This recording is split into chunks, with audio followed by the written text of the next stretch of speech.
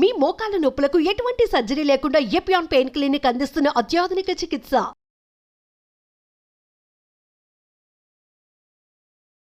Hello everyone, మీరు చూస్తుంది Suman TV. నేను మీ Keerthi. January month is known for cervical cancer awareness month. మరి ఈ సబ్జెక్ట్ గురించి ఇన్డెప్త్గా మనతో మాట్లాడి సర్వైకల్ క్యాన్సర్ గురించి మనకు తెలియజేయడానికి ప్రముఖ ఆంకాలజిస్ట్ డాక్టర్ మోహన్ వంశీ గారు మనతో పాటు ఉన్నారు. సార్, కొత్త సంవత్సరంకి వచ్చేసాం. Happy new year sir. Thank you ma'am. Wish you very happy new year to. Thank you sir. So ఈ హ్యాపీ న్యూ ఇయర్లో జనవరి మంత్తోనే సర్వైకల్ క్యాన్సర్ అవేర్నెస్ మంత్ అని స్టార్ట్ చేస్తున్నాం. సో దీని గురించి ఏం చెప్తారు సార్? ఈ భారతదేశంలో ఎస్పెషల్లీ సౌత్ ఇండియాలో అత్యధికంగా కనబడే క్యాన్సర్ గర్భసంచి ముఖద్వార క్యాన్సర్. ముఖ్యంగా poorer sections of the society, economically deprived సొసైటీలో ఆ పువర్ శానిటేషన్ హ్యాబిట్స్తో ఈ క్యాన్సర్ ఎక్కువగా చూస్తున్నాం. ముఖ్యంగా తీర ప్రాంత ప్రజల్లో ఆంధ్రప్రదేశ్, ఒరిస్సా, తమిళనాడు కోస్ట్లో this is the commonest cancer. అంటే అక్కడ తేమ కలిగిన వాతావరణంలో ఈ వైరస్, హ్యూమన్ పాపిల్లోమా వైరస్ ఎక్కువగా వ్యాప్తి చెంది ఈ క్యాన్సర్ ని కలగజేస్తుంది.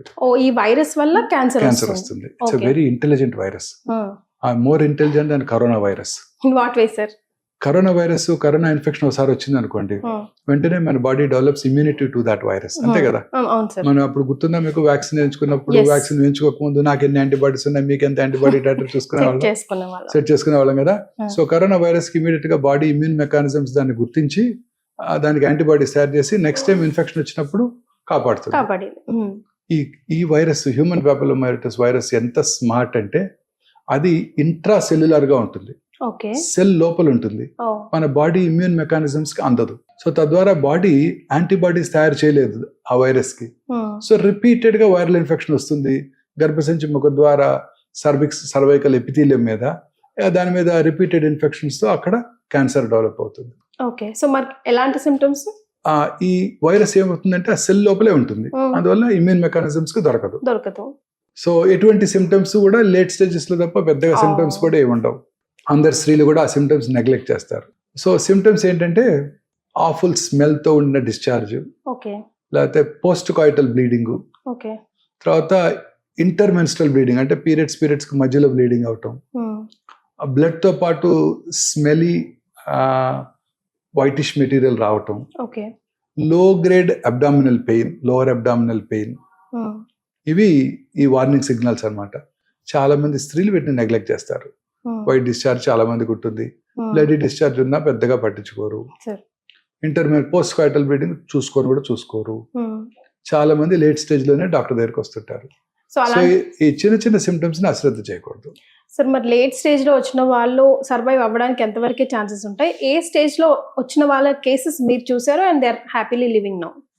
ఒక best part of this cancer ఏంటంటే ఇది శరీరంలో ఇతర భాగాలకు ఎక్కువగా పాకదు.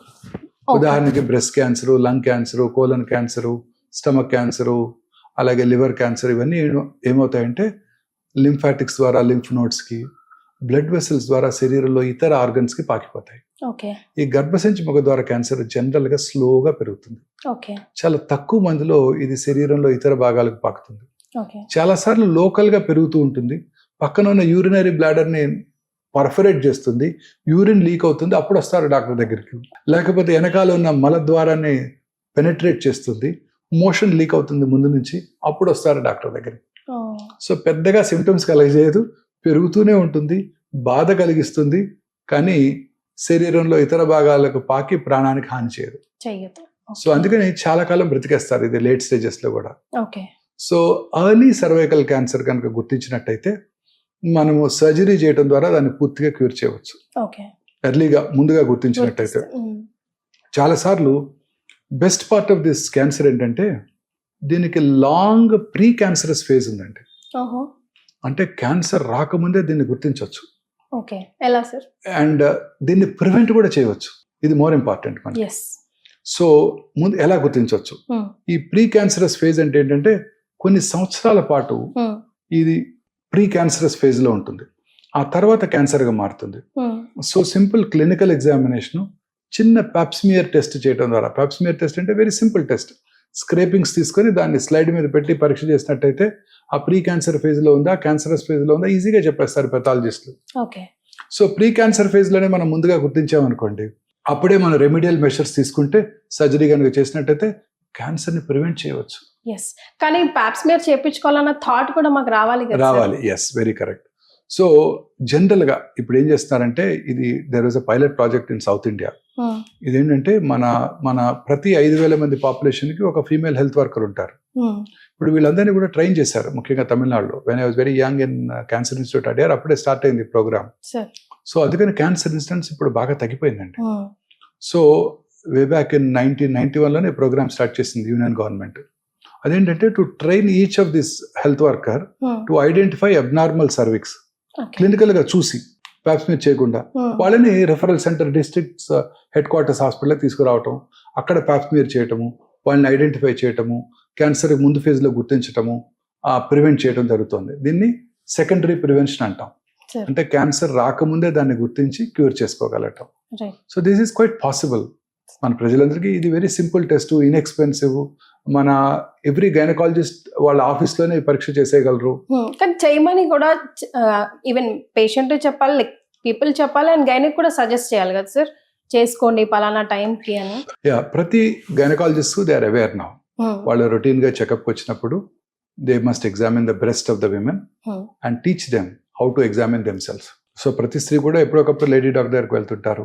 అప్పుడు ఒకసారి వారితో పరీక్ష చేయించుకోవటం, బ్రెస్ట్ ఎగ్జామినేషన్, తర్వాత నేర్చుకోవటం, ఎలా సెల్ఫ్గా ఎలా అవేర్నెస్ తెచ్చుకోవాలి, ఎలా బ్రెస్ట్ ఎగ్జామినేషన్ చేసుకోవాలి, ఏమేమి మార్పులు ఉంటే డాక్టర్ దగ్గరికి రావాలి. అదే టైంలో క్లినికల్ ఎగ్జామినేషన్, ఒకసారి లేడీ డాక్టర్ కనుక ఎగ్జామినేషన్ చేస్తే చాలా ఈజీగా ఐడెంటిఫై చేయగలుగుతారు. నార్మల్గా ఒక ప్యాప్స్మియర్ తీసేసుకుంటే చాలా ఈజీగా ప్రీ క్యాన్సర్ ఫేజ్ ని గుర్తించవచ్చు. వెరీ సింపుల్, ఇది ఇన్ఎక్స్పెన్సివ్ టెస్ట్. చాలా మన ఇండియన్ ఎన్విరాన్మెంట్ లో చాలా ఈజీగా చేసేయగలుగుతాం. తద్వారా దీన్ని గుర్తించవచ్చు. దీన్ని సెకండరీ ప్రివెన్షన్ అంటాం. దీనికి ప్రైమరీ ప్రివెన్షన్ కూడా ఉంది. ప్రైమరీ అంటే అసలు రాకుండా చేయటం, అది వ్యాక్సినేషన్. ఈ మనకి కాజ్ అండ్ ఎఫెక్ట్ తెలుసు. హ్యూమన్ పాపిలోమాటస్ వైరస్ ఇన్ఫెక్షన్, దీనివల్ల వచ్చే ఎఫెక్ట్ క్యాన్సర్ సర్విక్స్. సో అందుకని సైంటిస్టులు దీనికి వ్యాక్సిన్ కనుక్కున్నారు. సో ఈ వైరస్ వెరీ స్మార్ట్. బట్ ఈ వ్యాక్సిన్ ఏం చేస్తుందంటే మనలో, మన స్త్రీలలో, పిల్లల్లో, ఆడపిల్లల్లో ఇమ్యూనిటీని పెంచుతుంది. పెంచి it make sure that repeated viral infections do not అక్కర్. Repeated గా వైరల్ ఇన్ఫెక్షన్స్ రాకపోయినట్టయితే మనము ఆ క్యాన్సర్ ని ప్రివెంట్ చేయవచ్చు.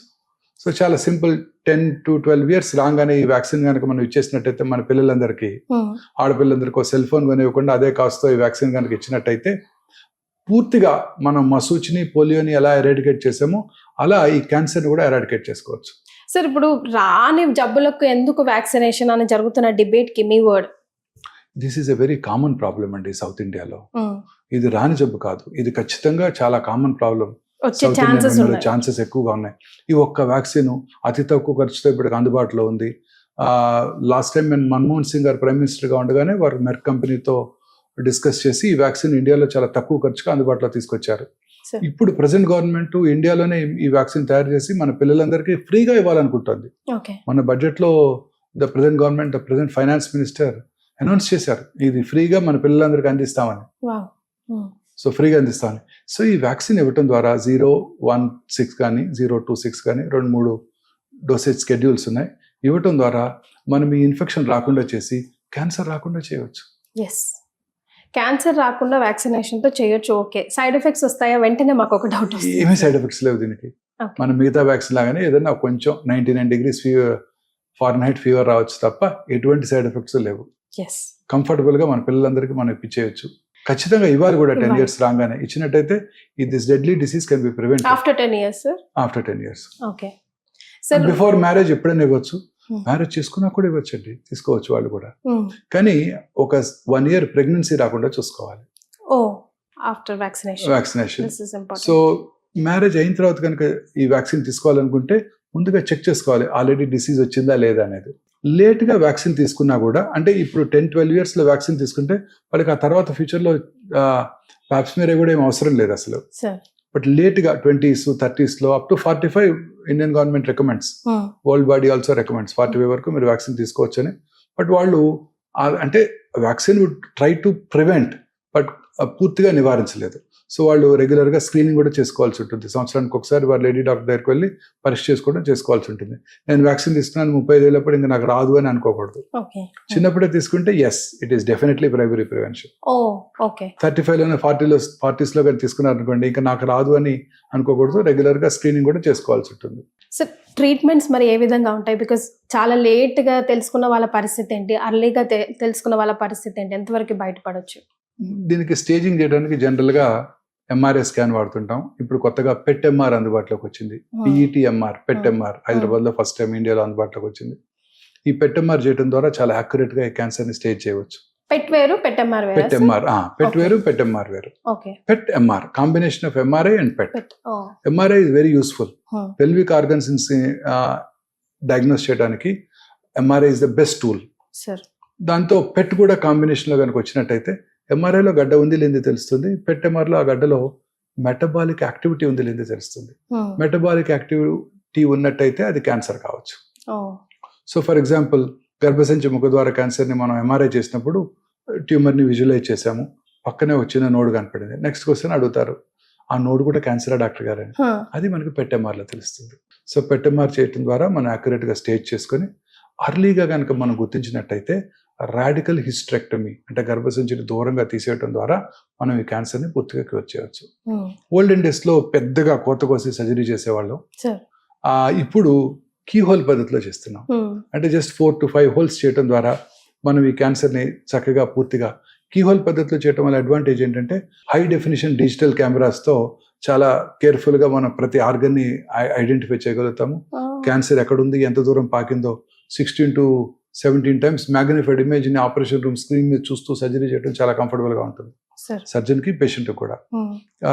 ఈ గర్భసంచి ముఖద్వారం పక్కన వైటల్ ఆర్గన్, యూరినరీ బ్లాడరు, వీటికి వెళ్ళే నర్వ్స్ ని చాలా ఈజీగా ఐడెంటిఫై చేసి ఆ నర్వ్స్ ని ప్రిజర్వ్ చేస్తూ నర్వ్ స్పేరింగ్ రాడికల్ హిస్టెక్టమీ చేస్తూ ఎటువంటి సైడ్ ఎఫెక్ట్స్ లేకుండా సర్జరీ చేయడానికి అవకాశం ఉంది. అండ్ ఈ కీ హోల్ పద్ధతి ద్వారా సర్జరీ చేసినప్పుడు తొందరగా రికవర్ అయిపోతారు పేషెంట్స్. ఇమీడియట్ గా వారికి ఫర్దర్ గా ఏమన్నా అడ్జువెంట్ ట్రీట్మెంట్, రేడియేషన్ కానీ ఇవ్వాలన్నా వెంటనే ఇవ్వడానికి అవకాశం ఉంటుంది. Okay, so same procedure key hole పద్ధతిలో చేసేస్తాం అన్నమాట. ఓకే, సో లేట్ స్టేజెస్ లో డయాగ్నోస్ చేసినప్పుడు స్టేజ్ 2B, స్టేజ్ 3, స్టేజ్ 4లో వీళ్ళందరికీ రేడియోథెరపీ ద్వారా ప్లస్ రేడియోథెరపీతో పాటు కంకరెంట్ కీమోథెరపీ ద్వారా వీళ్ళని ఇప్పటికీ కూడా క్యూర్ చేయవచ్చు. ఈ రేడియోథెరపీలో కూడా అనేక నూతన చికిత్సా పద్ధతులు ఇప్పుడు అందుబాటులోకి వచ్చాయి. అందులో ముఖ్యమైనది artificial intelligence powered linear accelerator. అంటే కృత్రిమ మేధస్సుతో కూడిన పనిచేసే radiation delivery systems. Linear accelerator అనేది రేడియేషన్ డెలివరీ అపారటస్ అన్నమాట. ఈ రేడియేషన్ డెలివరీ చికిత్సా పరికరంలో ఆర్టిఫిషియల్ ఇంటెలిజెన్స్ తో కనుక పనిచేసినట్టయితే చాలా చక్కగా ట్యూమర్ని ఐడెంటిఫై చేయడానికి అవకాశం ఉంది. మీరు ఎనాటమీ చూసినట్టయితే గర్భసంచి ముందు యూరినరీ బ్లాడర్ ఉంటుంది, గర్భసంచి వెనకాల మలద్వారం ఉంటుంది. సో ఉదాహరణకి మనం రేడియేషన్ ప్లాన్ చేసాము, కరెక్ట్ గా గర్భసంచి ముఖద్వారానికి రేడియేషన్ ఇచ్చేటట్టు రేడియేషన్ ఆంకాలజిస్ట్ చాలా చక్కగా ప్లాన్ చేశారు. రేడియేషన్ ఇచ్చేసాం, 3 రోజులు అయిపోయింది. 4వ రోజు patient had little constipation. Constipation ఎవరికైనా ఉండొచ్చు కదండి. కాన్స్టిపేషన్ ఉన్నప్పుడు ఏమవుతుంది, రెక్టమ్ యొక్క సైజ్ పెరుగుతుంది, ఉబ్బుతుంది. రెక్టమ్ ఉబ్బినప్పుడు ముందున్న సర్విక్స్ ని ఒక 3 మిల్లీమీటర్లు ముందుకు పుష్ చేస్తుంది, 2 మిల్లీమీటర్లు పుష్ చేస్తుంది. కానీ మనం రేడియేషన్ ఇచ్చినప్పుడు రేడియేషన్ చికిత్సా పరికరము దీన్ని ఐడెంటిఫై చేయదు. ముందుగా కంప్యూటరైజ్డ్ ప్లానింగ్ చేశాం కదా, ఇంతకు ముందు ఎక్కడైతే రేడియేషన్ ఇచ్చామో అక్కడే రేడియేషన్ ఇచ్చేస్తుంది. అలా ఇచ్చినప్పుడు పార్ట్ ఆఫ్ ద రెక్టమ్ మీద రేడియేషన్ డోస్ పడుతుంది, part of the cancer radiation dose నుంచి ఎస్కేప్ అవుతుంది. అందుకని చాలా సార్లు కొంచెం ఎక్కువ ఫీల్డ్ లో రేడియేషన్ ప్లాన్ చేస్తారు, అప్పుడు సైడ్ ఎఫెక్ట్స్ ఎక్కువగా ఉంటాయి. ఈ కొత్త చికిత్సా పరికరం కృత్రిమ మేధస్సుతో పనిచేస్తుంది. దీనిలో ఇన్బిల్ట్ సిటీ స్కాన్ ఉంది. ఇన్బిల్ట్ సిటీ స్కాన్ ఉంది. సో రేడియేషన్ ఇచ్చే ముందు అది చూస్తుంది ఎక్కడుంది మన సర్విక్స్ అని ఐడెంటిఫై చేస్తుంది. తర్వాత ఆలోచిస్తుంది, మరి దానికి కృత్రిమ మేధస్సు ఉంది కదా, మనిషి కన్నా చక్కగా ఆలోచిస్తుంది. అదేమిటి ఇక్కడ ఉండాల్సిన సర్విక్స్ 2 మిల్లీమీటర్ల ముందుకు జరిగింది అని అబ్జర్వ్ చేస్తుంది. ఆ కొత్త లొకేషన్ కి అడాప్ట్ చేసుకుంటుంది. మళ్ళీ కృత్రిమ మేధస్సుతో రీప్లాన్ చేస్తుంది రేడియేషన్ ని అండ్ డెలివర్ చేస్తుంది 2 లేక 3 నిమిషాల్లో. ఇది పవర్ ఆఫ్ ఆర్టిఫిషియల్ ఇంటెలిజెన్స్. ఒమేగాలో ఉంది కదా సార్? ఒమేగాలో ఉంది.